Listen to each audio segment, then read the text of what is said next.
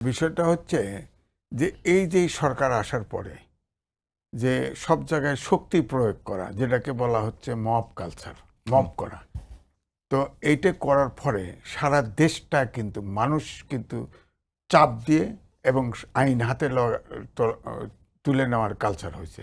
এখন মান্নান ভাই তো বড় নেতা, মজলিসে শুরার নেতাও। আমার বাড়ি সাথিয়া, পাবনায়, সেখানে জামাত এবং বিএনপির এদের ঝগড়া হয়েছে টেন্ডার নেওয়ার, টেন্ডারের জন্য, এবং ওখানে চাঁদাবাজি হচ্ছে, জামাতও করতেছে, বিএনপি করতেছে।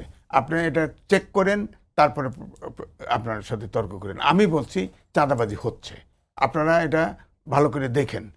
এক, 2 নম্বর হচ্ছে ধরেন চাঁদাবাজি উনি কয়েকবার বলছে, তো কেউ চাঁদাবাজিতে নাই, অসুবিধা নেই।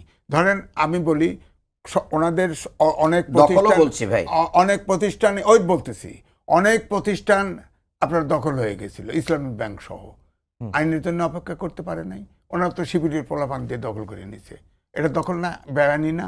আপনি আইনের আশ্রয় নিতেন, আপনাদের জিনিস আপনারা পাইতেন, দখল তো করছেন। অর্থাৎ দখল প্রবণতা সবার ভিতরে, প্রত্যেকটা প্রতিষ্ঠান আপনি দেখেন। আমরা সাংবাদিকরা এখন কিন্তু যতই বলেন বাহ্যিকভাবে মনে হচ্ছে স্বাধীন, নো ইন্টারফারেন্স।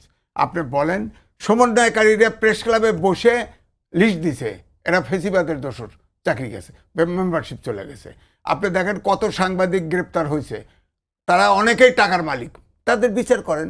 খুনের আসামি সব ঢুকাই দিছে, সব খুনের আসামি। বলেন আপনার পৃথিবীতে সব সাংবাদিকের অ্যাক্রিডিটেশন কার্ড বাতিল হয়, এই রেকর্ড নাই।